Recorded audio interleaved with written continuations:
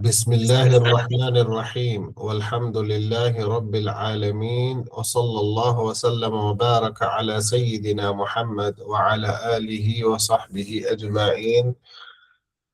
نويت التعلم والتعليم والتذكر والتذكير والنفع والانتفاع والإفادة والاستفادة والحث على التمسك بكتاب الله وبسنة رسوله صلى الله عليه وعلى آله وصحبه وسلم، والدعاء على الهدى والدلالة على الخير ابتغاء وجه الله ومرضاته وقربه وثوابه سبحانه وتعالى. السلام عليكم ورحمة الله وبركاته.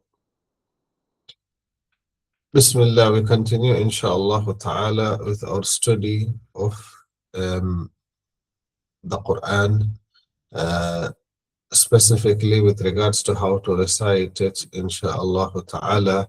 And last class we finished our we had a brief discussion with regards to the typical layout of the Uthmani Mus'haf. So what are the different things which are present in the page in general, and also something maybe might be of interest. So the size of the page. So we mentioned every juz has 20 pages, except for the first juz and the last juz. Just a second. Now, the size of the page, just so that something you're interested, you might be interested to know. How has the size of the page been decided? The size of the page has been decided based on the longest ayah in the Quran. As you can see here, this is the longest ayah in the Quran, known as Ayatul Mudayana, the ayah with regards to borrowing or lending money, and what we ought to do or not to do with regards to that. So as you can see, this ayah is the whole page. So the size of the page has been fixed on the basis that this is the longest ayah. It's ayah number 272 in Surah Al-Baqarah, towards the end of Surah Baqarah. Now, the next page is the last page, and then Surah Al-Imran. So the size of the page is fixed according to the longest surah, so that the longest surah will fit in it, and on the basis, everything else is made to fit as well.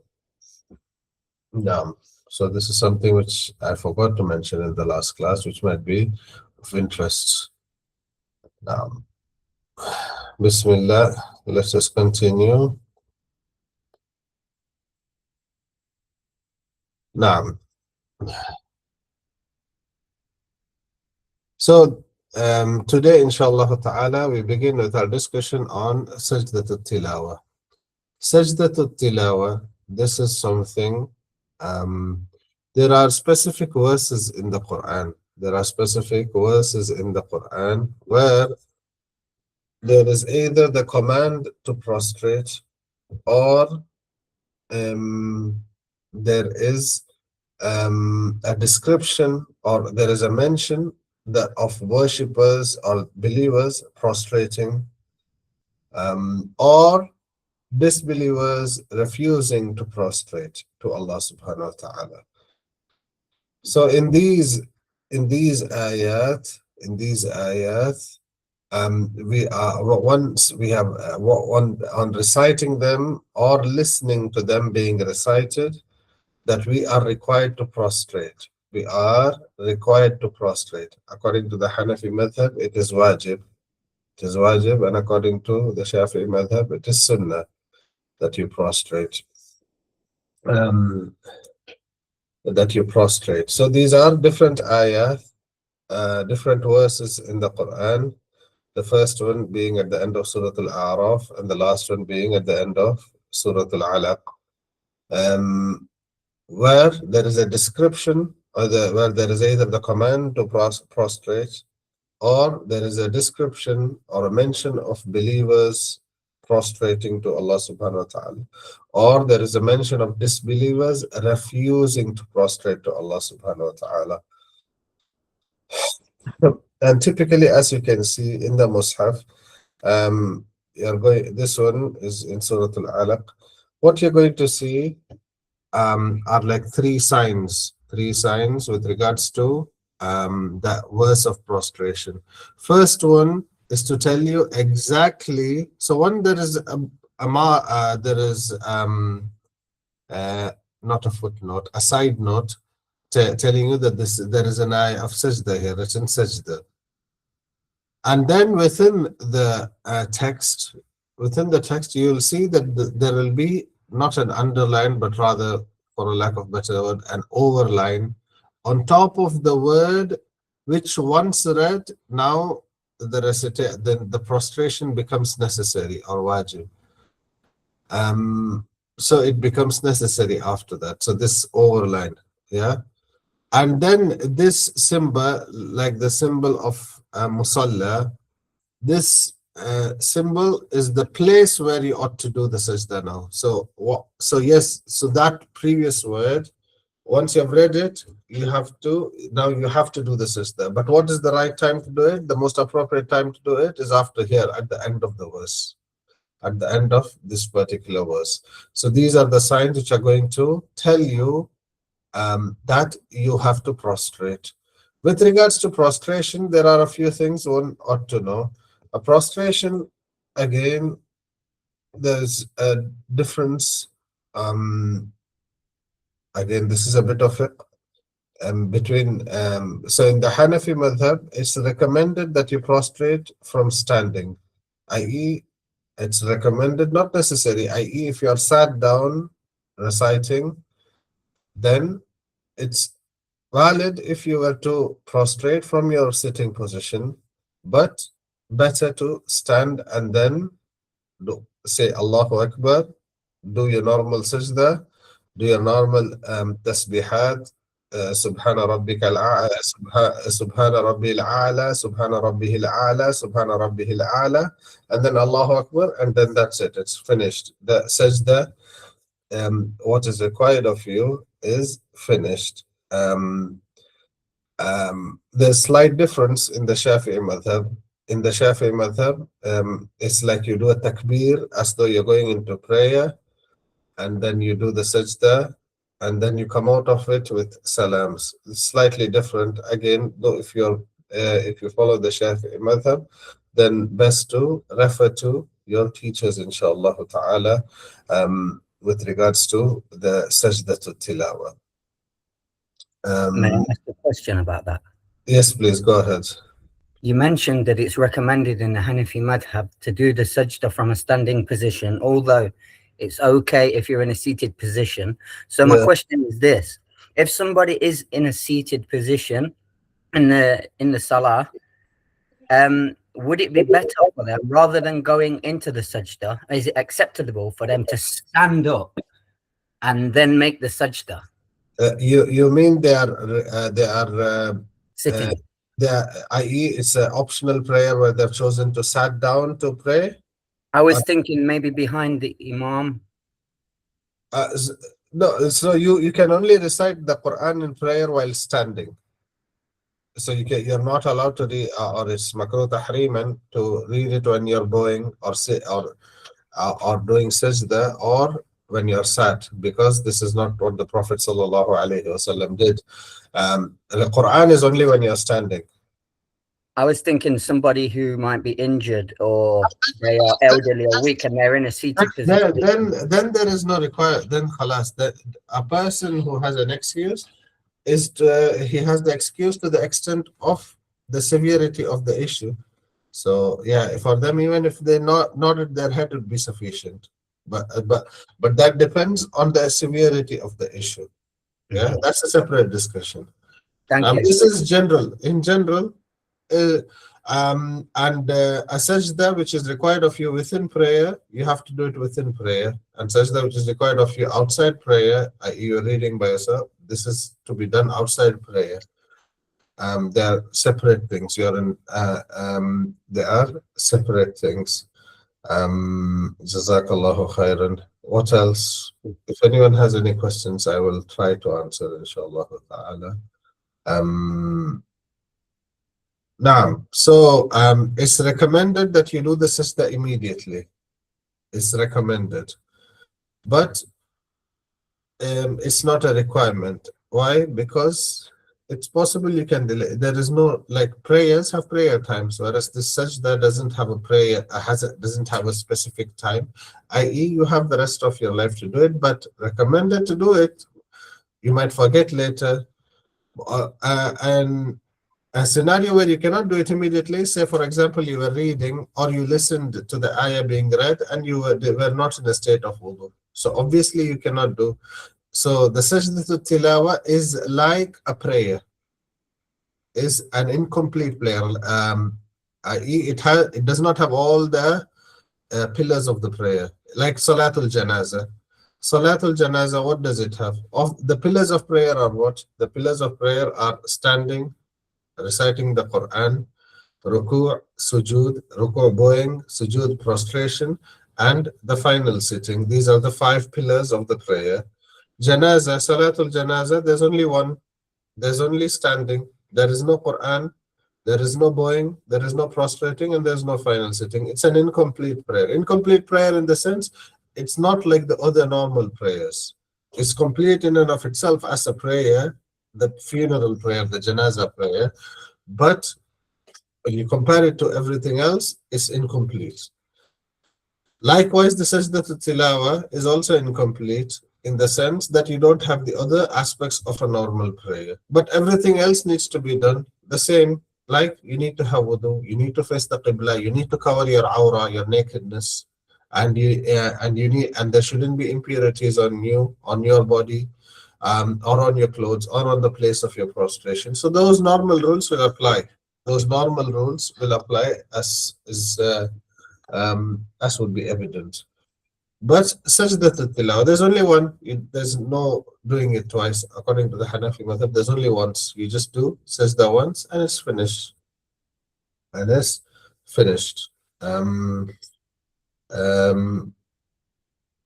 so this is the Sajdat al-Tilawah. Obviously, now the question is, where are these verses of prostration in the Quran? And also, if you are listening to a recording, then it's not wajib to do Sajdatul Tilawah because there's no person actually reciting it. You're listening to a recording. Yeah, if you're listening to a recording, it's not wajib to do Sajdatul Tilawah.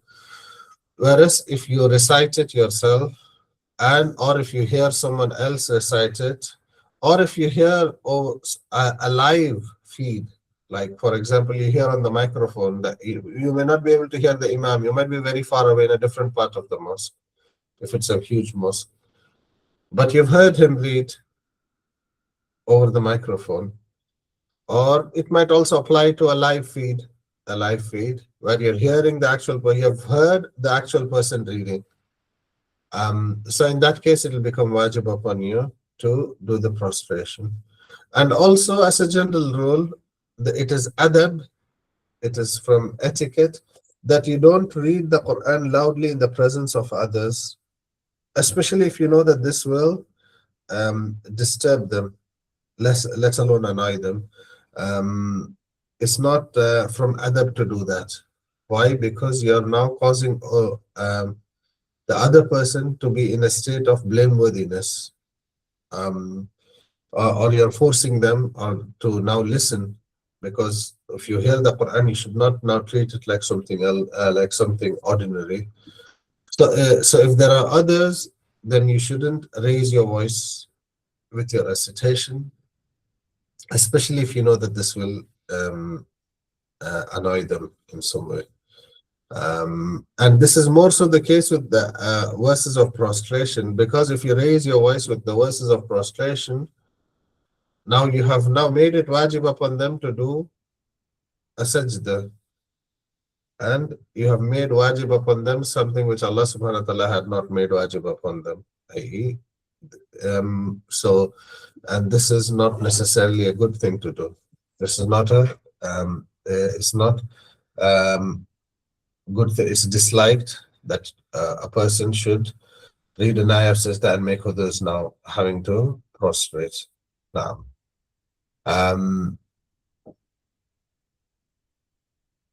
yeah, so that's to do to the extent that I can think of with regards to fiqh. Now we look at what are these verses? What are these verses of prostration? Bismillah.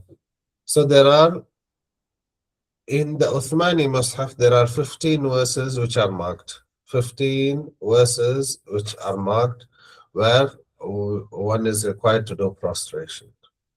Like we mentioned, the first one being at the end of Surah Al-A'raf and the last one being at the end of Surah Al-Alaq. There are some differences with regards to which verses require prostration and which not. Generally, there is an agreement across the different schools of thought. But notably, the second verse of prostration in Surah Al-Hajj, the last page of Surah Al-Hajj, the second last verse, I think. Now, second last verse is not a verse of prostration according to the Hanafis and the Malikis. No? So I don't mind reading it. No? So the verse is Ya ayyuhalladhina amanu Ya ayyuhalladhina amanu rka'u wasjudu wa'budu rabbakum waf'alul khayra la'allakum tuflihun. Which is what? O you who have believed, bow down, prostrate, and worship your Lord subhanahu wa ta'ala and do good so that you will be successful. The Malikis and the Hanafis, they look at this verse as being, yes, it's in the form, grammatically it's in the form of a command, but in reality it's instructive, i.e. explaining the actions of prayer. It's explaining the actions of prayer. So it's not necessarily telling you that you need to bow now or you need to do sajda now. And there's no such thing called bowing by itself. We don't have that. It's not legislated in the Sharia that there's an act of bowing by itself. So the Malikis and the Hanafi say this verse is descriptive, not instructive, even though grammatically it is. It's describing the actions of prayer, not necessarily instructing one to do sajda. But according to the Shafi'is and the Hanbalis, is considered to be an ayah of sajda as well. Now, because that's the literal is Allah subhanahu wa ta'ala telling you to prostrate. And then Surah Al-Sad. Surah Al-Sad in the second page. In the second page, there is an ayah of sajda. In second page, there's an ayah of sajda. And this is not an ayah of sajda according to the Shafi'is. The others consider it to be a sajda. This is Dawood alayhi salam prostrating to Allah subhanahu wa ta'ala. So the Shafi'is said this is a sajda to shukr. This is a sajda of showing thanks to Allah subhanahu wa ta'ala. And sajda to shukr in and of itself is not wajib, it's not required. It's not required. So thereby they don't stipulate this sajda, whereas the others do. They say, Khalas, Dawud alayhi salam prostrating, Khalas, we also prostrate to Allah subhanahu wa ta'ala. And then the final difference is, according to the Malikis, the last three sajdas in the Mufassal surahs, the short surahs. The Mufassal surahs are from Surah Hujurat onwards till Surah An-Nas. So the last three sajdas is Surah Al-Najm, Surah Al-Inshiqaq, and Surah Alaq. There are some reports from Sayyidina Abdullah ibn Abbas radiallahu anhuma that these prostrations were abrogated. These prostrations were abrogated. So according to the Maliki Madhab, those three prostrations are not there. So according to the Maliki Madhab, there are 11 sajdas. The Hanafis and Shafis agree that there are 14. But the difference is the Hanafis don't consider the second sajda in Surah Al-Hajj to be a sajda. The Shafis don't consider Sajdah of Surah Sad to be a Sajdah. The Hanbalis, they consider all of them, so they have 15. And all of these 15 will be marked in the Mus'haf. All of these 15 will be marked in the Mus'haf. Yeah. So if you're Hanafi, then you're not required to do Sajdah.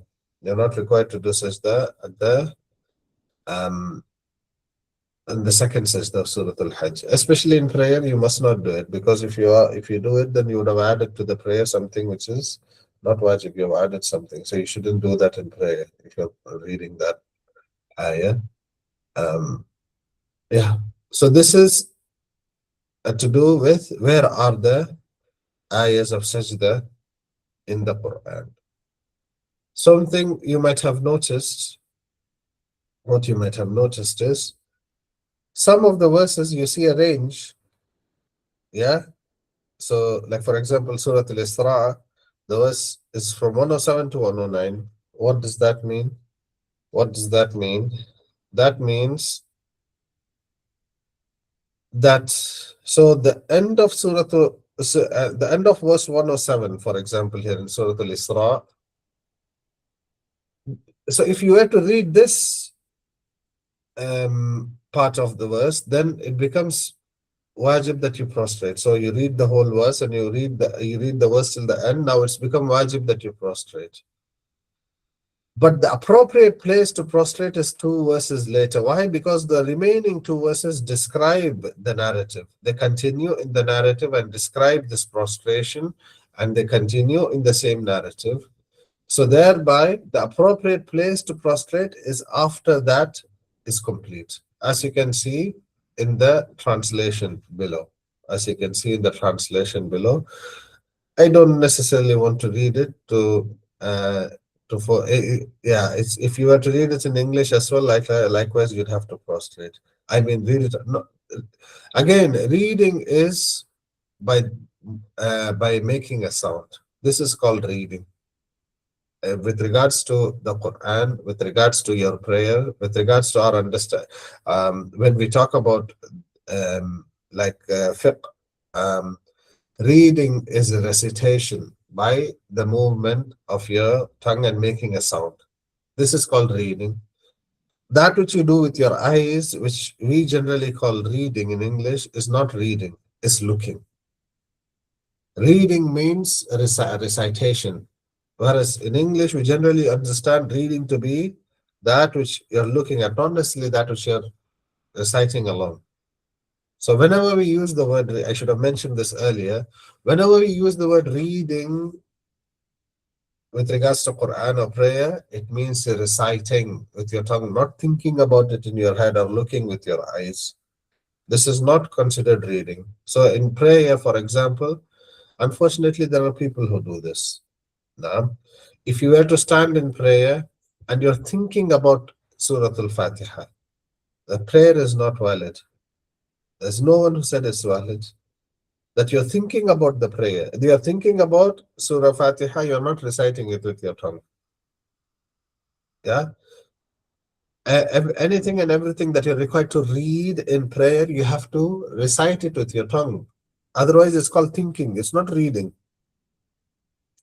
Yeah. So if you looked at these verses, no, you're not required to do sajda. But if you recited them, your tongue moved and you made a sound with the sound of reciting those verses, then yes, you're required to do sajda. Now, and as you can see here, the narrative continues with regards to describing their prostration. So the appropriate place for prostration is at the end of the description of this narrative. Okay, so that's why those signs are there. So you have this sign to tell you if you've read this now, you've read the ayah and reached the end of this verse 107, it's wajib for you to prostrate. But better to continue till you have finished the narrative with regards to this prostration, and then now prostrate at this point after you have finished verse 109. Now, yeah, that's pretty much all we need to discuss about Sajdat al-Tilawah. Any questions? Any questions on Sajdah al-Tilawah before we continue?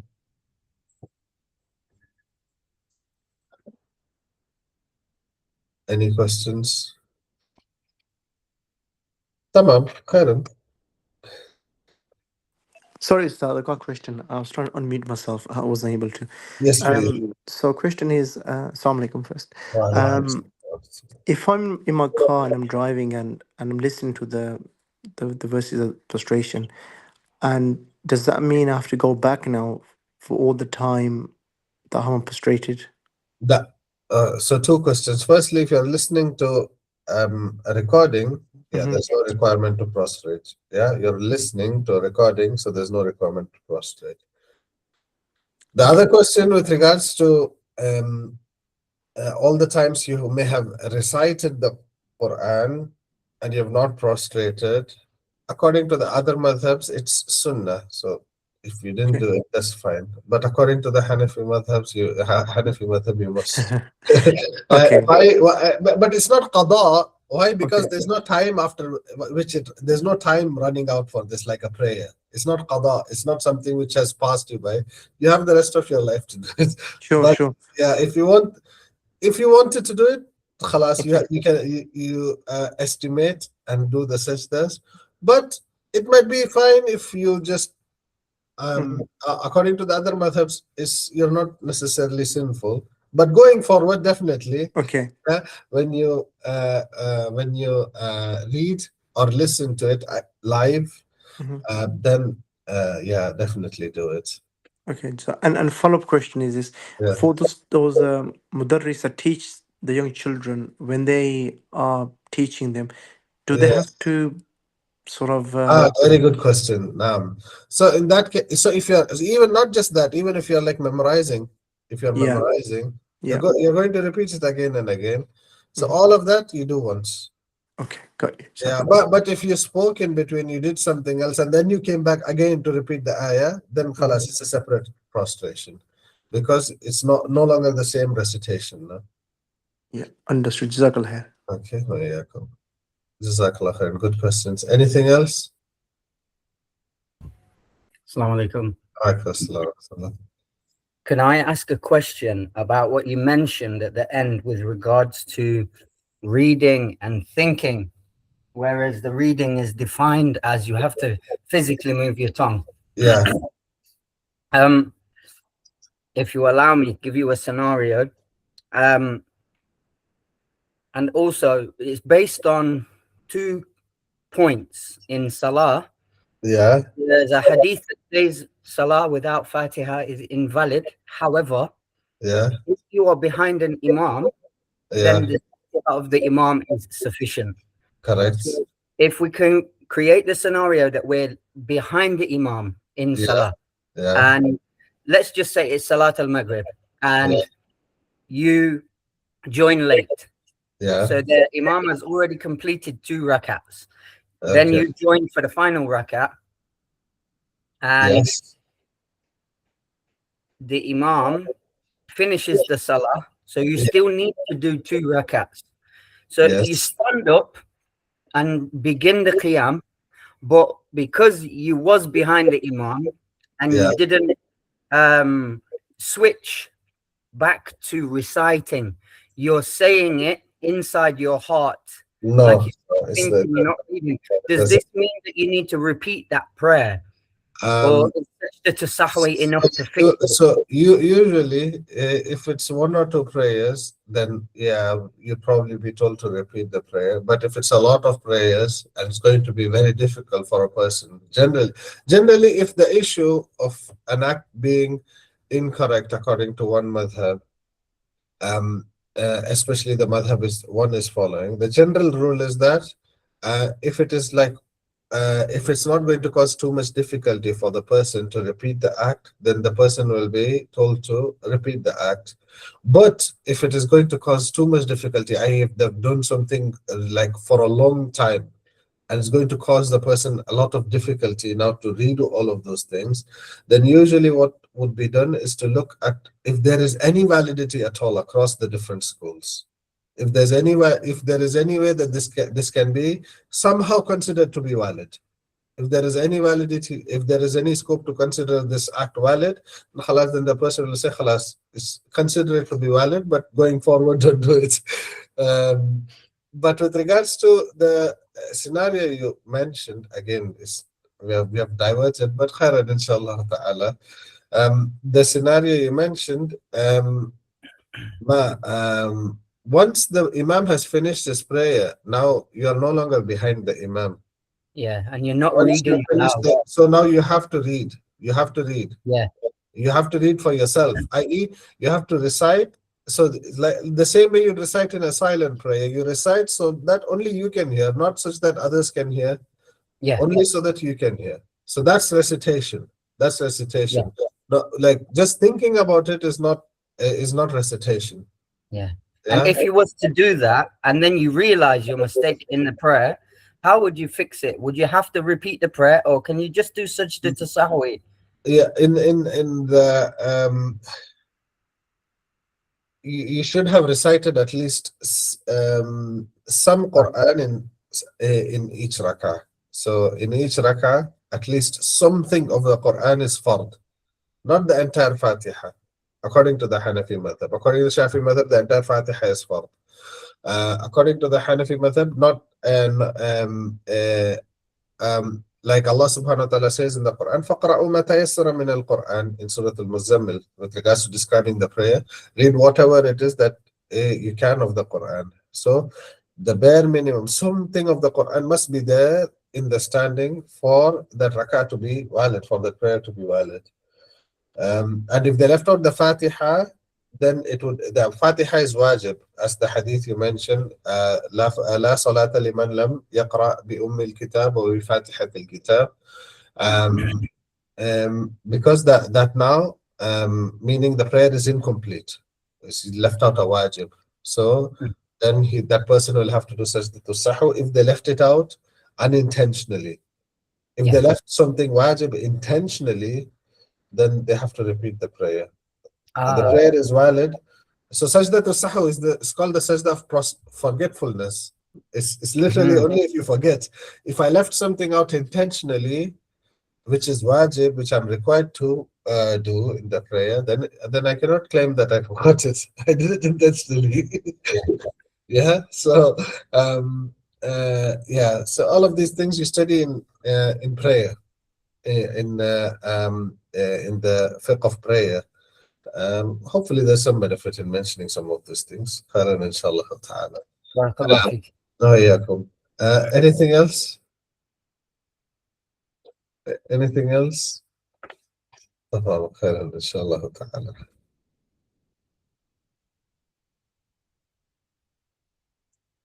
Now,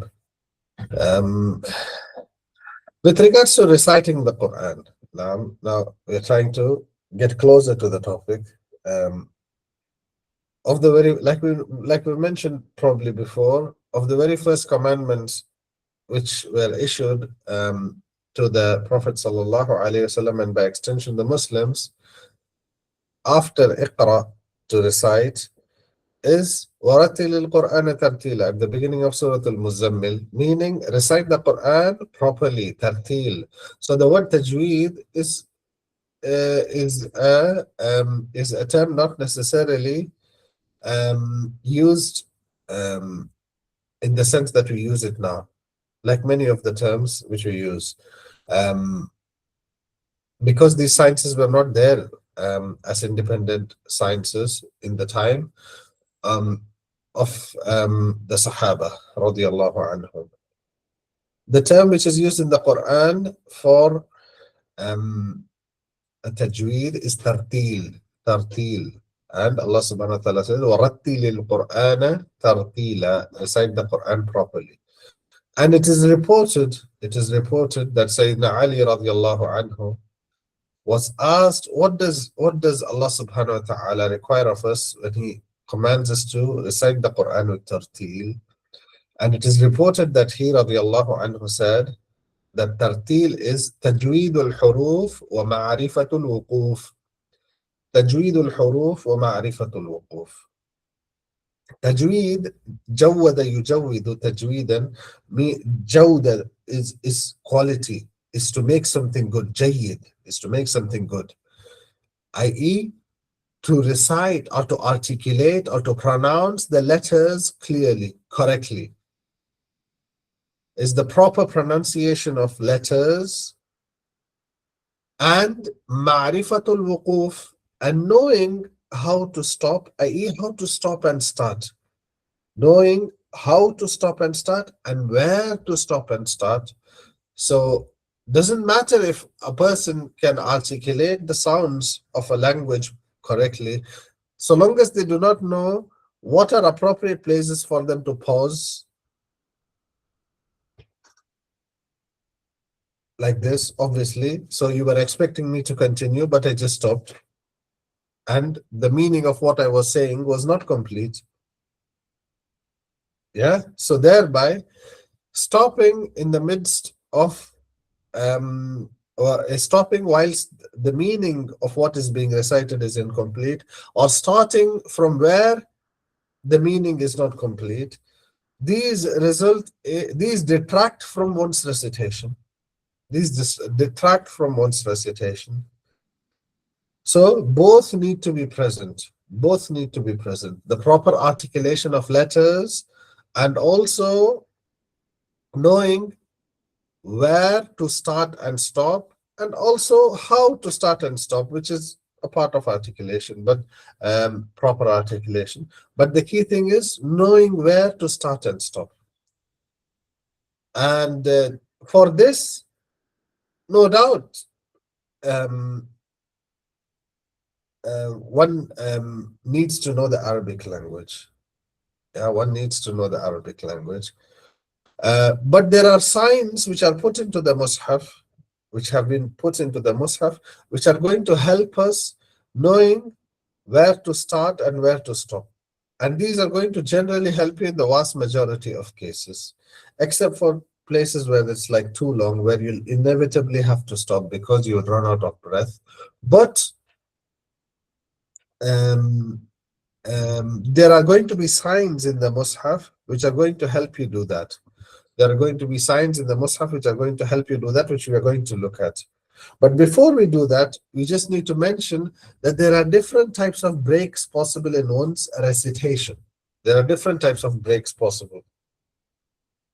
The most obvious one is once you have finished your recitation, i.e., you have stopped your recitation with an intention to do something else. Once you have stopped your recitation with your intention to do something else, this is known as qata'.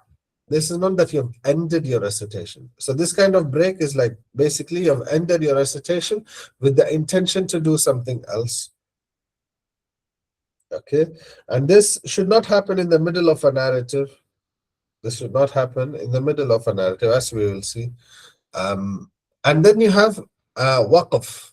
Waqf is where you stop reciting in order to catch your breath, or if it is at the end of the ayah, but nonetheless you catch your breath in order to continue reciting. So this is known as a stop. You have stopped, but you've not ended. You want to carry on. You've stopped in order to breathe in, inhale, and then continue recitation. So this is known as waqf. This is known as stopping. So ending is where you stop with an intention not to carry on reciting. You finish your recitation, you want to do something else.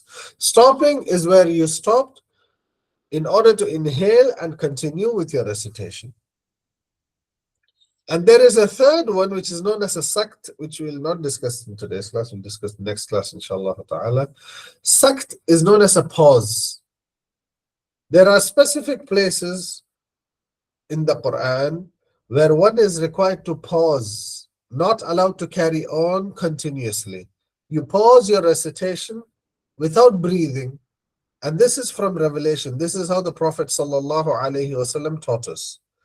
And there are signs for that as well in the Mus'haf, which we'll look at in the next class, where you pause without breathing. Pause without breathing and then carry on. Carry on. Why? We'll look at that when we discuss sakt. Yeah, it's to do with the meaning of what is being recited, because there is a possibility that An incorrect meaning could be assumed by one listening to the recitation.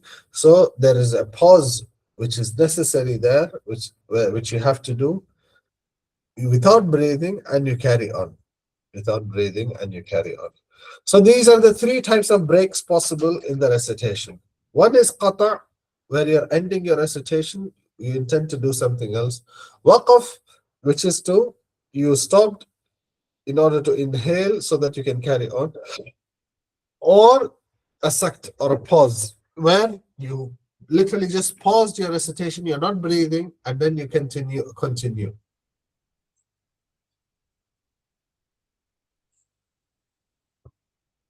So an example of where it might be okay to stop or good to stop, but not good to end your recitation. So for example, in Surah Al-Ma'un, Allah subhanahu wa ta'ala describes the people who, basically the hypocrites, who are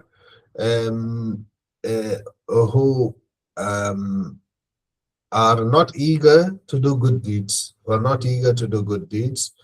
And there you come to the one of the descriptions, فَوَيْلٌ لِلْمُصَلِّينَ. So woe unto those who pray, or cursed are those who pray. To stop at the end of every ayah is sunnah. In reality, this is how we know that that's the end of the ayah, by the stopping of the Prophet sallallahu alaihi wasallam. So to stop there is fine because it's the end of the ayah. But to end your recitation there, فَوَيْلٌ لِلْمُصَلِّينَ, cursed are those who pray Allahu Akbar, and you go into ruku. This is called waqf qabih. This is called a foul stop, which we'll discuss later, much later. But the point being, you're allowed to stop there to breathe, is good, is sunnah, but you're not allowed to end your recitation there. Why? Because what comes after gives context to what has been said. الَّذِينَ هُمْ عَنْ صَلَاتِهِمْ سَاهُونَ, those who are forgetful with regards to their prayer, or their lacks with regards to their prayer. Such people are cursed. Yeah, when even if they pray. But the point being, it's not that all those who pray are cursed. So what comes after gives context to what has been mentioned before. So you're allowed to stop there to catch your breath, and it's even good because it's the end of the ayah, sunnah. But you're not allowed to end your recitation there. You're not allowed to end your recitation there. So this is a simple example of where it's allowed for you to stop, and it's good. But it's not allowed for you to end your recitation there. Yeah. Likewise, on the other hand, not good, not allowed for you to just start abruptly. الَّذِينَ هُمْ عَنْ صَلَاتِهِمْ سَاهُونَ, those who are forgetful with regards to their prayer. What about them? You have started completely in the middle of something. Yeah. الَّذِينَ هُمْ يُرَاءُونَ, those who are showing off. وَيَمْنَعُونَ الْمَاعُونَ, and they prevent people from doing good. What about them? Nothing. You have not said anything. So these are things which have to be taken into consideration with regards to one's recitation. But generally speaking, so if you're reading a short surah, you read from beginning to end, you're done, you're good. If you read a short surah from beginning to end, you're good. There's no, you've fulfilled everything. That was just a simple example. Now, with regards to stops, and this is the specific thing which we're going to talk about in detail. Why? Because ending your recitation, yeah, there are some considerations, but that's it. That's you ending your recitation there, and we'll discuss that in detail later. But what are you going to be doing constantly while reciting? You're going to start and stop. Yeah, the human being, as Allah subhanahu wa ta'ala has made us, we need to breathe. Our recitation is that which we do when we exhale, is the sound that we make when we exhale.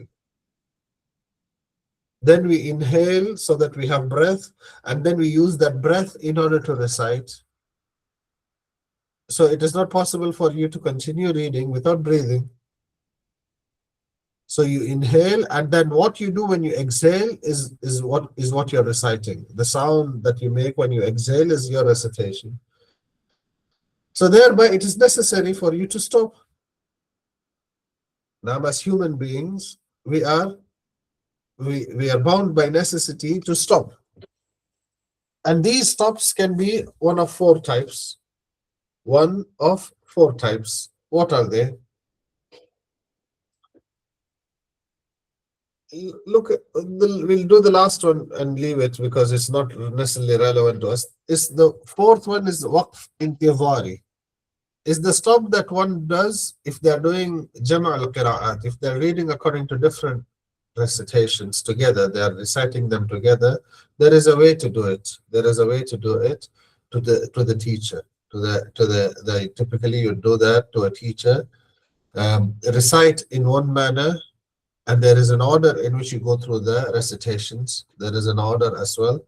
Recite in according to one way, and then go back and recite any words which are different according to the different recitations in the determined order.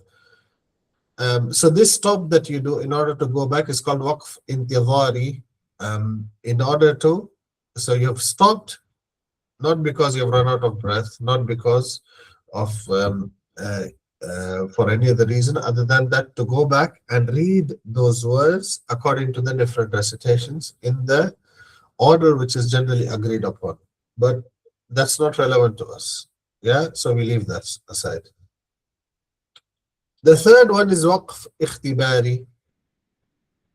The third one is waqf ikhtibari. This is the stop which a teacher can tell the student to stop at any place, even if it is not a good place to stop, to test the student whether they know how to stop. Even if it is not a good place to stop, one must still know how to stop there. They might need to stop there for a reason. And also the knowledge, all of this is knowledge which needs to be preserved, knowledge which needs to be learned and taught and preserved. Even if it is not a good place to stop, how do you do it? If you had to do it, how would you do it? So the teacher is well within his rights, and it's good that they test their student in different places. Okay, in this particular place, especially if they know that there is some subtlety to it, there's some nuance to it, or how would you stop in such a place? Stop in this place, or start in that place, and so on. So this is called waqf ikhtibari, the teacher requiring the student to stop in a particular place, even though the student may not still have breath, they may not need to, or it may not even be a good place to stop. But the teacher can tell you to do that in order to test you. The second one, waqf ittirari. Waqf ittirari. Ittirari is that which is force, i.e. you don't have a choice in it. A simple example is when someone runs out of breath. When someone runs out of breath. Many times people who have not necessarily learned how to recite, they don't pay attention to their breath anyway. They just carry on reciting, they catch their breath and they continue reciting, and it as though it does not affect the recitation, which is incorrect. But those who have started to pay attention to their breathing,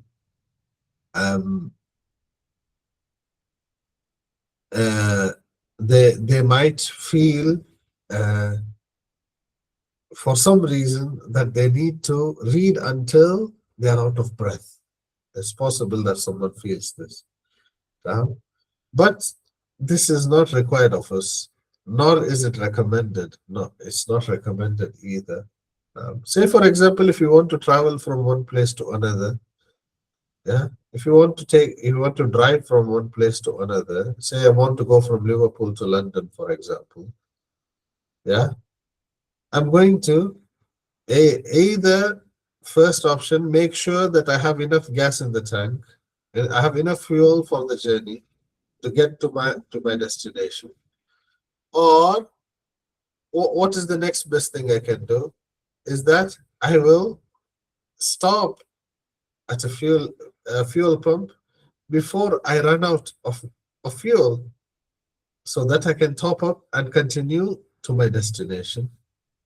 What I'm definitely not going to do is I'm going to keep driving until I run out of fuel, and then try to figure out what to do now.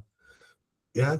So it is not at all uh, recommended that one reads until they are out of breath and they're like purple in the face or whatever it is. It's not required of you to do this, and it's not recommended either.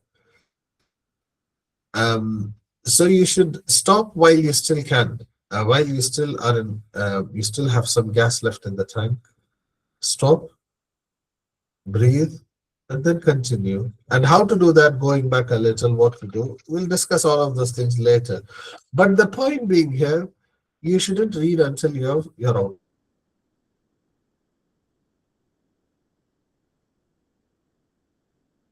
Stopping, which we will discuss what that means. Until you know that you're going to get to a good place of stopping, you must not do that. You must not read until you are out of breath.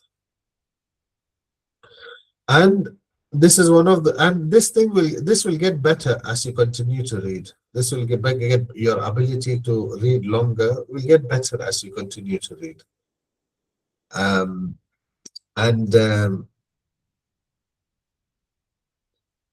what else? Now, I was thinking to mention something which just slipped my mind now. Inshallah, I'll come back. Sorry. I mentioned. Okay, yeah. If I don't mention, okay, I'll mention it. I mentioned in the last class 4 books of Imam al-Nawawi. I mentioned 3 and I didn't remember the last one. The last one is this one. Where is it? Yeah, it's Kitab al-Adhkar of Imam al-Nawawi. The 4 books which every Muslim ought to have and go through and study and benefit from. The 40 hadiths of Imam al-Nawawi, the Arba'in, Riyadh al-Salihin, the Adhkar, and Adhkar is there in English as well, translated. The Book of Remembrances. So all of these 4 are available in English. The Book of Remembrances, in which Imam al-Nawawi brings together all reports of all the du'as of the Prophet sallallahu alaihi wasallam in every walk of his life, sallallahu alaihi wasallam, from waking up to going to sleep, everything, every scenario. Yeah. And the 4th one we mentioned already, which was relevant to what we are discussing, Tibyan fi adab hamalat al-Quran, the etiquettes for the bearers of the Quran. Now, anyways, coming back to this, your recitation will get better. Your ability to recite longer will get better. The more you do something, you'll get better at it. And also, this is something which is any physical activity, any sport that you might take up, anything which a person might do. Of the first things, if not the very first thing, any martial art, any physical activity, the first thing which the person will be trained in is to control their breathing. Why? Because if one doesn't control their breathing, cannot regulate their breathing, then khalas, they're not going to get anywhere. And there is no doubt, recitation, there is a physical element to it, directly relevant or directly related to one's breathing, i.e., it is in reality breathing. So thereby, one should pay attention to one's breathing, and especially before starting one's recitation, and especially when you're starting to get to focus on your recitation, especially you should sit up so that you have the most your lungs are as free as possible, and also you breathe, don't shallow breathe, which we do normally. which even then is not necessarily the best thing, the most healthy thing to do, that you breathe, which they say with your diaphragm or with your stomach, so that you actively breathe in, you take in, and now you breathe, and then you'll be able to recite better. So these things, so focusing on your breathing, all of these things helps in improving your recitation. Yeah. Was there a question? So I had a question. I'm not sure if it's related to breathing directly, but it's regards to what happens to me. I feel my voice gets strangled. I mean, it Okay. feels, yeah, Because you're running out of breath? yeah. Yeah, that's what I said. Yeah, you shouldn't know, you should never get to that point. Hmm. Yeah, you should start when you're starting to read, breathe in, and start reading. So Hmm. when you feel khalas, you're like you're going to be out of breath. When you feel, yeah, like in your car, the orange light comes on. Yeah. Yeah, at that time, khalas, Mhm. yeah, I need to take a breath. Okay. Yeah, yeah, don't wait. Yeah, till you're like, struggling and screeching and stuff. Yeah, Yeah. now good. Anything else? Yeah, I think it's more so. Sorry, I know it's a Yeah. group session. I'm not talking about myself here. It's more so sort of same reciting Surah Yasin, for instance. I am sort of say halfway through. Now I'm really struggling, running out of breath. I'm doing waqf midway through That the might be ayah. related to something else as well. Okay. You need to also take into account the pitch at which you're reciting. Okay. That Understood. if you recite at a higher pitch, your vocal cords will tire out. Okay. Jazakallah. I get You it. will Jazakallah. tire out. Yeah. So for example, if I want to, we'll discuss this later anyway. Inshallah. So if I try to read Alhamdulillahi Rabbil Alameen, if I try to do this, Mhm. I'll probably be tired after Fatiha. Yeah. Understood. Yeah. But if I recite it, Alhamdulillahi Rabbil Alameen, this is like normal now, isn't it? Now I won't necessarily be tired if I Mhm. recite it like this. Mhm. Yeah. So there's different things to that, but Jazakallah khairan, good Yeah. question. Sure. Jazakallah. Thank you. Anything else? Tamam. So one should not get to the point where they are forced to stop. Okay, there might be situations where you have to stop. It's emergency or something. There's something which you need to urgently attend to. Um, um, and so on. So then you're required to stop. Then there's no problem. But the thing is, don't put yourself into a situation. Yeah, like trying to read and you're not stopping. No, it's like no, you're fighting against. Yeah, you're fighting against physics. No, it doesn't work like that. Yeah, so you have to stop while you still can, and then start back up. How to do that, going back and things like that, we'll discuss later, inshallah ta'ala. Why? So all of your stops ideally should be discretionary. So you should ideally try not to have any stops where you're forced to stop, and those may not be good places to stop. Yeah, and you're cutting off the meaning. You should ideally try to keep all your stops discretionary, i.e., you choose to stop and then you continue. And typically, if one knows Arabic, then your choice will also reflect that, and you'll choose to stop at a place, even if it's not the best place to stop. It'll be somewhat the acceptable, or to a certain degree, there is some room, and you choose the best possible what you can do in the given circumstance. So we should stop while we still can. That is the key thing, and not try to go blue in the face or purple in the face. And in order to help us in that, there are going to be signs in the Mus'haf. There are going to be signs in the Mus'haf which are going to help us in that regard. And we would have come across these. We would have come across these signs in the Mus'haf. Obviously, they're all different, aren't they? What does that mean? First and foremost, the fact that these are there means there is a reason. It is not. They are not there for us to ignore them. That's the first thing. If they are not important, they wouldn't be there in the Mus'haf in the first place. If they're not important, they wouldn't be there in the Mus'haf in the first place. That's the first thing. So they are important and they're there for a reason. So we need to know what that is. So that's the first thing. The second thing, they're not all the same, which means they're all telling you different things. That's the second thing. So what are the different things that they're telling us? So we need to know so that we can use them appropriately. Insha'Allah ta'ala.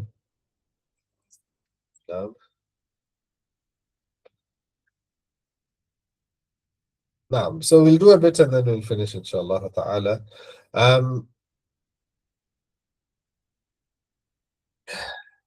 So the meme which has a short tail like this, means that you're required to stop there. If you were to carry on, an incorrect meaning will be implied, i.e., an incorrect meaning will be implied, and thereby you have to stop there. You have to stop there. And then continue after it. Continue after it. Ila, as you can see, qaf, lam, alif, meaning al-waqfu awla. Al-waqfu awla, meaning is better, i.e., the meaning of what you've recited is complete. And what comes after, even though it's related to what you are going to recite, is not, the relationship is not that strong. It's not that strong. So thereby, it's a good place. It's preferred for you to stop here and then start after it and carry on reading. So this is called al-waqfu awla. It's better to stop. The preferred stop. The jim meaning jaiz. Al-waqfu jaiz or jaizul waqf, meaning it's allowed for you to stop, i.e., what you've read is complete. What comes after is related, but it's slightly more related than the previous scenario, where the relationship is less in strength. So here it says, if you want to stop, you stop. If you want to carry on, there is no preference either way. There is no preference either way. After that, sila meaning al-waslu awla, meaning here, what you have read is complete. The meaning is complete. But if you and what comes after is the relationship between what comes after and what you've read is stronger than the previous scenario. So now it's going to be preferred for you to carry on. Even though it's allowed for you to stop, is allowed. So it's the non-preferred stop, i.e., it's better to carry on. So this is the difference between these three. Qila, better to stop. Jaiz, there's no preference either way. Sila, better to carry on. Okay? And then in some places, as we're going to see, you'll come across these pair of three dots, and there'll be some words in between. Here, these are known as al-waqf al-muta'aniq, or it's also called waqf al-muraqabah. You're allowed to stop on either one of them, and the meaning will be sound. Either one, either you stop at the first set of three dots or at the second set of three dots. You're allowed to stop on either one of them, and the meaning will be sound. Or you're allowed to carry on without stopping, the meaning will still be sound. What you're not allowed to do is to stop on both of them, such that what is in between gets cut off from either before or what's before or after it. That you're not allowed. So you're allowed to stop on either one of them. Either one of them, and the meaning will be sound. And then the last one is la, meaning al-waqfu mamnu', telling you not to stop, i.e., one might assume that this might be a good place to stop, especially if they knew Arabic, that this might be a good place to stop. But what comes after would imply an incorrect meaning if not read with what has been read before. So thereby, it might seem like a good place to stop, but the Musaf telling you, no, don't stop, carry on. Why? Because what comes after must be read with what you've read.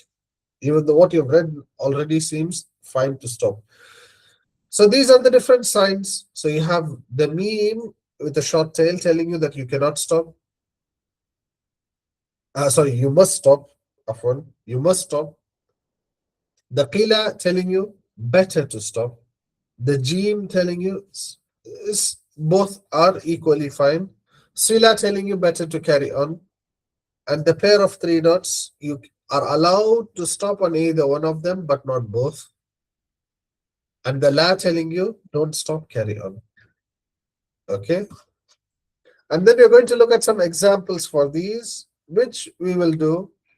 And it will be like a revision, inshallah ta'ala, when we do them in the next class.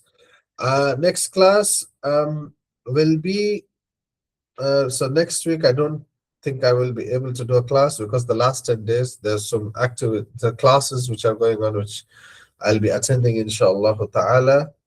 If anything changes, I'll let you know, but most likely there won't be a class next week. And the week after is Eid.